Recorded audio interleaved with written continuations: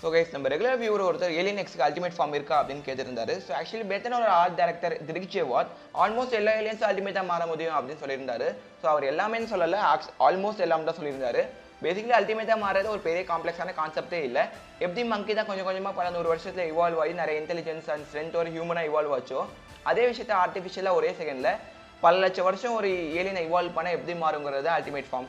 இதை பற்றி நம்ம ஆல்ரெடி ஒரு ஷார்ட்ஸில் பேசிட்டோம். இப்போ ஏலியன் எக்ஸ்க்கு அல்டிமேட் ஃபார்ம் இருக்கான்னு கேட்டால் இருக்க நிறைய சான்சஸ் இருக்குது.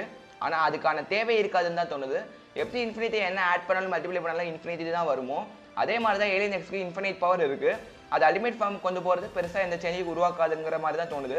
பட் மேபி இப்போ பென் வேற ஒரு டைமென்ஷன் ஆர் வேறு ஏதாவது ஏலியன் எக்ஸ் பவர்ஸ் யூஸ் ஆகாத இடத்துல போய் மாற்றிக்கிட்டாருன்னா, அங்கே அல்டிமேட்டாக மாறினா அவருக்கு எக்ஸ்ட்ரா ரேஞ்ச் மாதிரி ஒன்று கதைச்சி அவரோட பவர்ஸ் அங்கேயும் யூஸ் ஆகிற மாதிரி ஒரு சுச்சுவேஷன் உருவாகலாம். இது ஒரு பெரிய கான்செப்ட். இதை பற்றின ஒரு ஃபுல் வீடியோ என்ன மறக்காம ஒரு லைக் பண்ணிட்டு உங்களோட கருத்தை கமெண்ட் பண்ணுங்கள்.